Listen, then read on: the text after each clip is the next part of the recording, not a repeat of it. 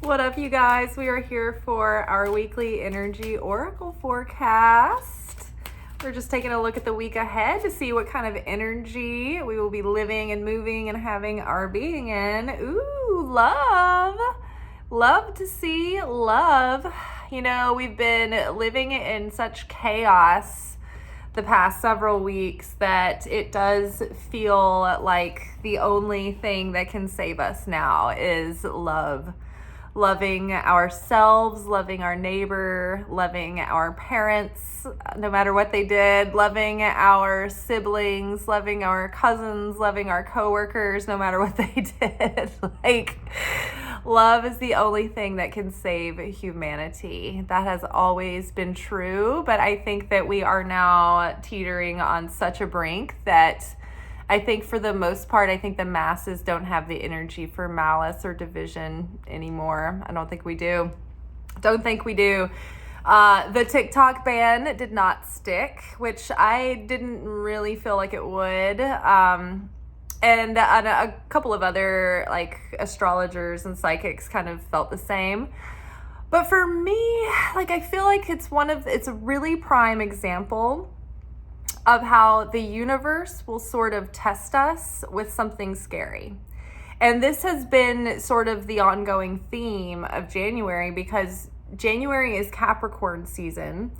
And so Kabbalistically speaking, Capricorn season is one of the most negative months of the year, just as far as challenging the human ego. And our connection and our attachment to the material realm that we have our physical incarnation in, right? So, January can be a fearful month. It can be an emotional month. There can be all kinds of things that trigger our security and our identity and our ego and our sense of stability in Capricorn season, so that we can not only take inventory and make adjustments as needed, but so that we can also see how far we've come since we had maybe met with this sort of challenge previously. It shows us our growth. It takes the temperature of where we're currently at. And so, we're launching into this new timeline, into this new reality, and we don't want to write the same story again. And so every January, every Capricorn season, we have these weeks that challenge us, that with these old sort of stories and patterns and things that maybe we thought we'd, grown past or grown out of or healed from and transcended, but here they are again. And it's actually an opportunity. It's an opportunity. It's like if you got to take a test again to improve your grade. Now that you've been able to integrate the material and work with the information, and that builds upon your other lessons. It's like if a teacher let you go back and retake a test from several chapters ago. Now that you're like, oh yes, not only do I know that material now, but it's become a core principle or tool that I use in the things that I've learned that have been building on that ever since. And so you could probably go back and do much better on the test. So that's sort of the context of where we're at right now. So we're seeping through and searching through and sifting through all of this darkness that remains within us, so that we can transmute that and change that fear and that insecurity and that prejudice and that hardness of heart. We have to change that into love, into joy, into giving, into sharing, into creation. So if you don't feel, oh my gosh, at the bottom of the deck, love again. If you do not feel the love this week, choose it with all of your heart. Choose to generate it any way you can. See that when challenges come up, it is your absolute opportunity. It's a gift in that moment to reveal more light and love within your own heart, within the world, within your life, within the lives of others, right? Because what fear and darkness is, it's like firewood. It's like fuel. And it's like, say, uranium when you want to make nuclear power.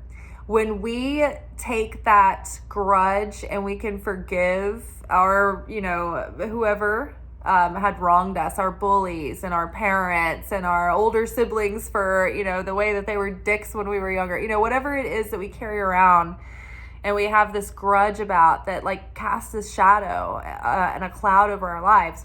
When we take that, even the harder it is, the more fuel you're giving, right? It's like the more the more power, the more intensity you're revealing. So if it's so hard for you to let go of that grudge or that thing or that fear, and you face that fear, or you forgive that person or somebody that you can't stand, that you were just judging so hard, like you actually like see and understand them in a different way. When you make those changes, it's so much more powerful than if you did something that was easy, that came easily, that wasn't a big deal, right?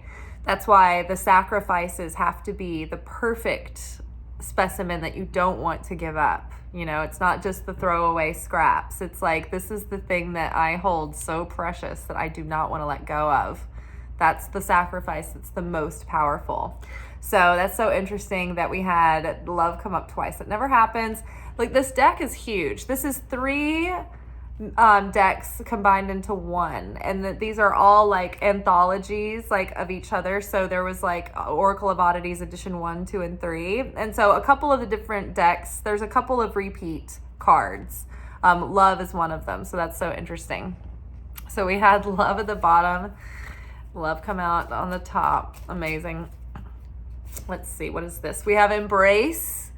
So, there's been so many consistent messages through last week and, over the last couple of days, whether it be the portions from the Zohar or random things that, like, I'm hearing in a Kabbalah class that was recorded weeks ago. It's like so synchronistic. But everything in and under Chrism has been sort of like reminding us to stay present and embrace the moment that we're in right now. Don't wish it was something else, because this is where the work gets done. This is where the change happens. It's in the present moment. Our power is in the present moment. The past is an illusion. It doesn't exist anymore. The future is an illusion. It doesn't exist yet. There is no future. I mean, there is a future, but there's no definite plot. We don't have any definite, signposts guiding us into any parking spots. We don't know what's in the future, right? So we're creating it in the moment, in the now. So embrace this moment. So for instance, like I've been bringing this up a lot because I think this is very common, and this is a very common thing this month. So struggles with finances. There's almost no industry that's not affected financially in January. If you're in the fitness industry, you might have a surplus of business in January. But for most industries, things are very slim in January because everybody just spent money during December for Christmas and all the holidays, and they are, trimming back in their eating, and they're not being as indulgent. So they're being more moderate in their consuming, right? So that means they're not spending as much. So, it's depending on what industry that you're in, that might affect your paycheck. And so throughout my life, I have always either worked in either TV, film, and video as a freelancer, or I have worked in the restaurant industry. There was a couple of times where I have had random other jobs, but as far as like a consistent experience through life, I have never been in a place where I make the same amount of money on a check that's like I can expect every week. It always fluctuates. It always depends on if there's a gig or like the volume of business coming into the restaurant industry, for instance. So historically in my life, I have known nothing but financial terror in January. And every year I've learned to get a little bit braver and a little bit stronger, but I've never been able to embrace January's challenges, not like this year. This year, I was ready for it. And this year, I knew that if I'm facing a challenge, that is an opportunity to overcome my fear and reveal more light. And that means that a big old fat blessing is being prepared. So I'm in January, and everything in my instincts is like, don't give up any shifts. Try as hard as you can to go to work. Even if you have to spend all those hours to barely make anything, every little bit counts, right? And so whilst the ego tells me, oh, that's so responsible, my deeper consciousness is I'm trying to control because I'm afraid, because I have scarcity. So leaning in to the fear, I've been like, we have to, like, I don't know, volunteer for who wants to be cut for the shift that night, because sometimes it's like half of us that are supposed to work aren't going to be able to work that night. So we have to take turns, and we either volunteer, or if like nobody wants to volunteer, then we spin a wheel, the wheel of misfortune.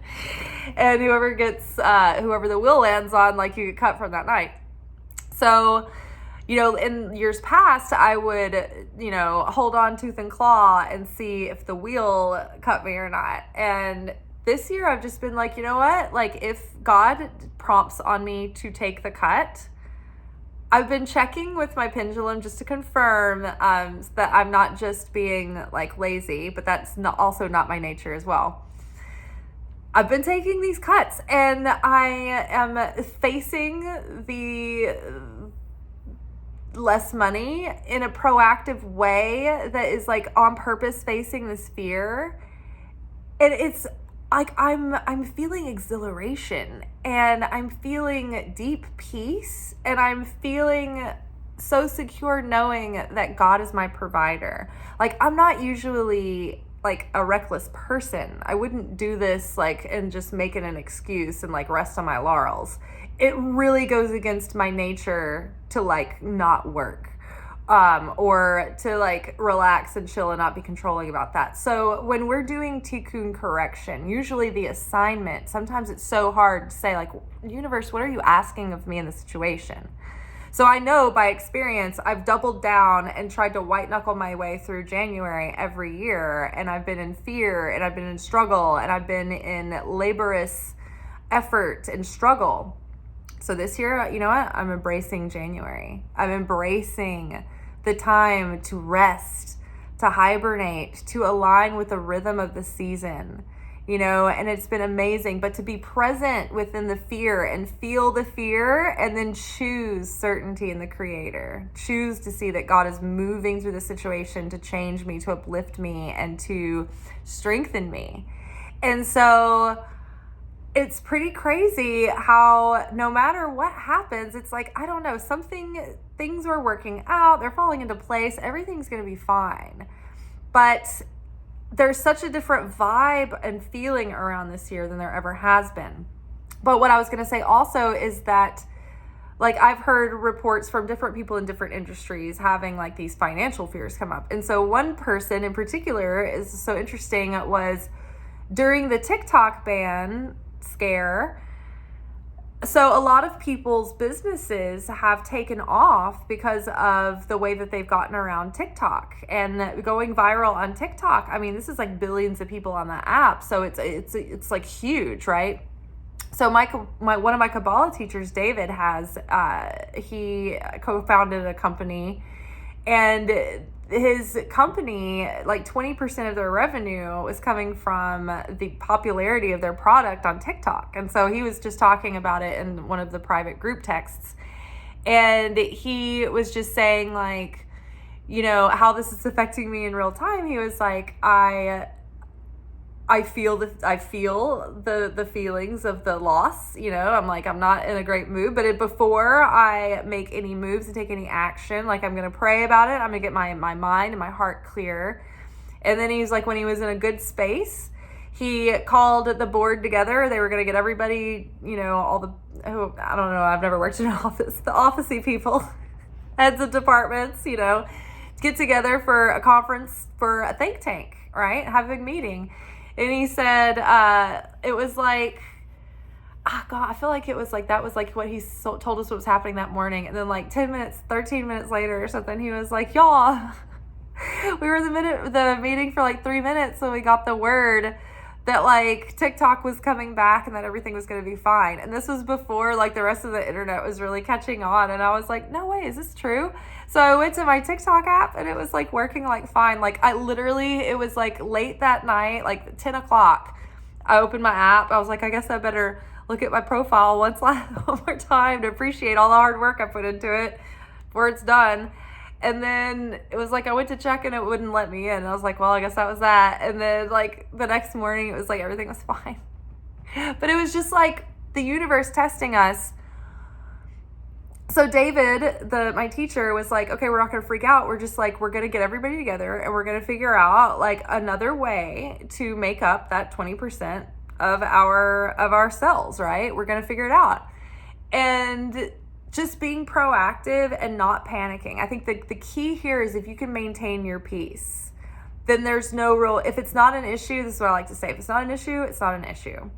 So when life is challenging me with something that used to be a big issue or it used to be scary for me or it used to be a big insecurity, and then I'm like, it doesn't bother me anymore, it doesn't shake me, then there's no reason to keep testing me with that because I've been healed from that reactive behavior from before. So by people or enough people, I'm sure masses were in panic, but like from what I could see from the people that I follow, like nobody was really that bent out of shape. Everybody's going to figure something out.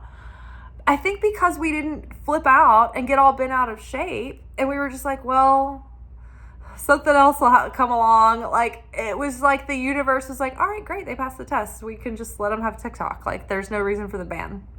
Business, but back to business as usual kind of thing.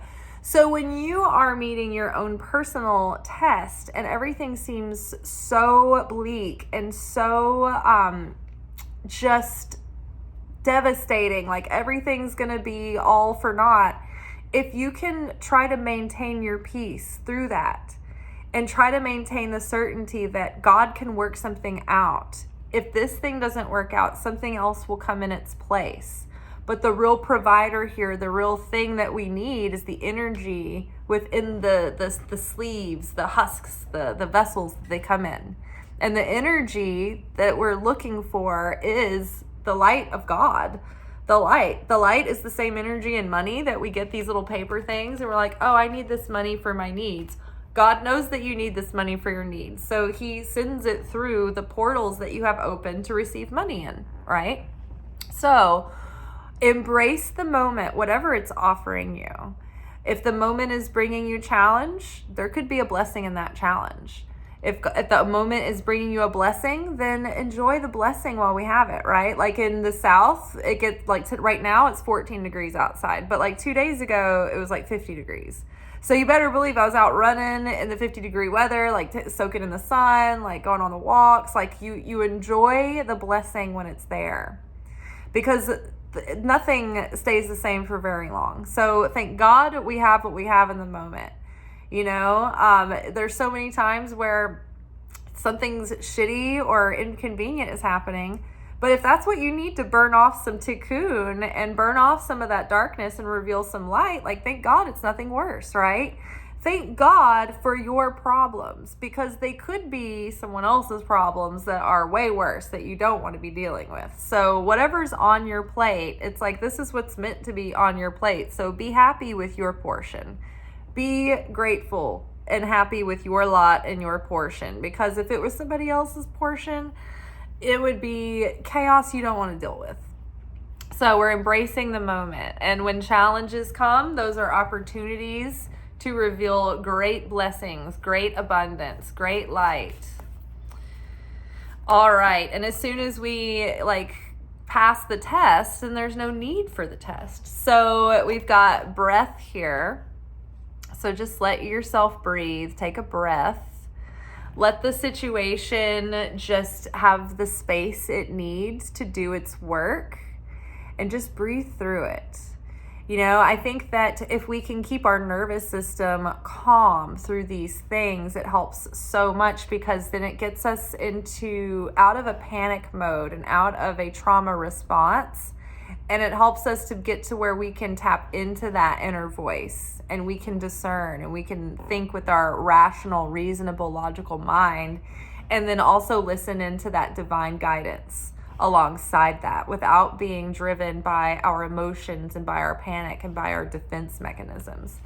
So part of that is just giving yourself time throughout the day to reset and to take a minute, to give your mind some time to have some space. Take some literal physical breaths, breathe deeply. I just realized the other day that I'm not a good breather.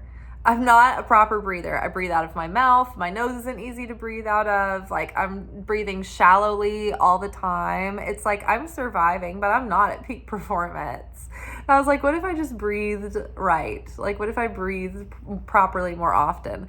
And it's so funny because when someone tells me when they give that as advice, when you're to regulate your emotions, and they're just go take some breaths. It's nothing makes me more violent because I'm what's that gonna do? But it actually does. It really does calm you down. It's your whole body needs air, and I'm barely even breathing. So start with just breathing. The second follow-up step is have some water. Paula Poundstone made this such a funny she did some funny shtick on this, but she was of all of they were she was did you know that a lot of depression is caused by dehydration? She was of all the times and hours I have spent in therapy, talking and rehashing and just bored to death of myself, taking prescriptions and going through these methods, tapping. She's no, not once did anybody ever just offer me a glass of water. But yes, you can actually be depressed from dehydration. So let's just start with some breathing and some water, and then take it from there. All right, let's get one more card since we got love twice, which that is just so crazy. Okay, we got two cards here. We have rebirth and we have voice. So I think that there is definitely a collective rebirth happening. There's a collective awakening happening. But I think that now that we are in this new timeline, we've crossed over the Gregorian New Year, and that kind of gives us a shift, a collective mental shift together. We're starting to integrate, we've been integrating that higher self, that new consciousness that we have revealed within these last couple of years of intense, fast growth.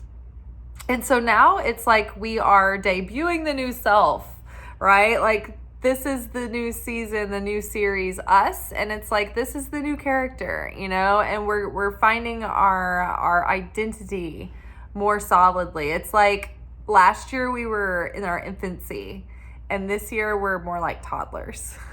we're figuring out mine and me, and getting that sense of identity, and we're gonna be throwing temper tantrums soon enough.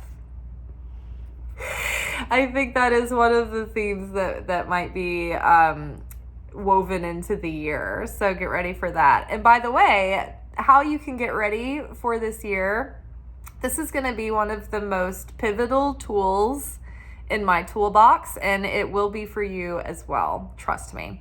The 2025 prediction series, I've been doing a yearly predictions for myself for years now, and I've journaled it and kept it on record and used it as a reference tool throughout the year, and it's always astounded me at how on point the themes are. It's almost becomes this outline of a script that you read your year and you're whoa, I can prepare for that. I can mentally and emotionally prepare for that. I was already prepared for January to be exactly what it is, so that I could make the most of it and overcome certain aspects of my personality, because in the January reading, the specific aspect of the personality was called out loud and clear, plain as day. So this is the 2025 prediction series. I created this for you guys. It's in my Stan store. It's only $10. I wanted it to be available for people to have, but also it would have to be worth it for me too. So I felt it could be priced more, but I didn't want to gouge it. Like, I just wanted people to be able to have it. So I thought $10 is like a drive-through meal. It's like an album on iTunes. Like, this is an average cost of something. So don't let the price fool you. This is like packed with value. This is like a full-on workshop, I would say. It's not a course, but it's definitely a workshop. So you get an annual overview with channeled messages from me about our like themes and the metaphorical way we like to talk about things. And then there is a Celtic cross spread for the whole year. And then with that video, you have questions that sort of set your intentions and consciousness for the year. Then I have quarterly overviews that give us seasonal readings for winter, spring, summer, fall. And those each have their own corresponding journal questions to prepare for like the themes and things that will come up through the seasons. And then we have monthly readings, which also have their own questions that will help you workshop what's happening, what's coming up in your life through the weeks of that month, and will help you stay on point. So knowing what I know about January has helped me like get through this January leaps and bounds further than I've ever been. Like, I have not sat in fear at all, even though in any other year I would, and the people around me are, but like I feel perfectly like at ease, calm, carried through the whole thing because I knew what to work on for this month. So if you want to download the 2025 prediction series, it is in the description box below. You will just take that link over to Stan Store. If you have any issues like checking out in Stan, then I would say use Chrome browser, because a couple of people said that the pages were freezing up when they were using Safari. And I've had a lot of leads to the page, but not as many people purchase. And if they know what they're getting and they know that it's $10, and I'm not sure why that they wouldn't just purchase when they get there. So I have a feeling it's something weird and technically glitchy, which really is so sad because I work so hard. But Chrome. So we're having this rebirth. We're having this renewal of consciousness, and we're really starting to like put on this new skin and be this new version of ourselves. And so we're getting a real feel for it, but it's like we're able to be so much more authentic and just be able to speak, I think, and communicate our truth more eloquently than we have in the past as well. So I think this is like we're figuring out how to speak words of love into our life. We're also like realizing like how magical our mouth is, and the fact that like our words have a lot of weight. When we're speaking negatively about ourselves or others, we're speaking like death onto ourselves. We're speaking curses into our life. And literally, according to Kabbalistic belief, if you're speaking evil tongue and you're like giving evil eye, you're draining yourself of your life force. And that is a scary thought. But like if you like say have someone talking about you, if you don't get bent out of shape about it and you don't retaliate and you just let them do their thing, then they're siphoning off your negativity that they have to then transmute themselves. It's like they're taking like the shit off of your plate that you were going to have to go through to alchemize it on behalf of the universe. And the universe is like, okay, we'll just give them that then. And then you don't have to go through that shit. But then they do. So if people are talking shit, let them. And if you can be enthusiastic about it at the same time, then that like puts like major blessing energy on your life. So watch your words, speak blessings onto your life and into the lives of others. Try to be happy for people, even if you are jealous or triggered. I need all this advice too, y'all. And try not to idly just like talk about people and gossip, and like where words are many, evil is thereof. So don't go against all the good work you're doing for yourself by like then like sometimes I know we all get to like the end of the day or the end of our rope with someone and you're just like, I have to tell somebody, like I have to talk about this. I have to vent. And sometimes it's just like you just can't. But just be careful. Watch what you're saying and be speaking your truth. Speak in alignment and in integrity, because that is going to continue your expansion and the blessings that are coming into your life. Whereas if we are speaking falsely, that is creating blockages around us and closing us off and cutting us off from our blessings. So we need to be authentic and truthful while still being kind and not hurtful. But spreading love, right? Being in this moment, embracing it, and embracing even the uncomfortable or scary parts, because this is actually setting us up to reveal light and blessings. All right, that's all for tonight. I'll see you guys tomorrow for our anchor message. If you want to get that message before the video, you should follow me on Instagram at Liz_Taylor_magic, where on Monday, Wednesday, Friday, like midday, I take a photo of our spread and I write in a blog form our reading, and then later I go and make the video that night. And so you guys might end up seeing it the next day. So if you want to get like a head start on whatever that message is, you should follow me on Instagram. What else? If you want to see the full version of my shorts, then the full version of the shorts are on TikTok. And both TikTok and Instagram, I am Liz_Taylor_magic. And then here, I'm Light Love Magic. All right. Thank y'all. If you wouldn't mind, please like this video or share it or comment or leave an emoji. Any activity that you do will help this video get into the algorithm so that other people can see it as well. All right. Ciao.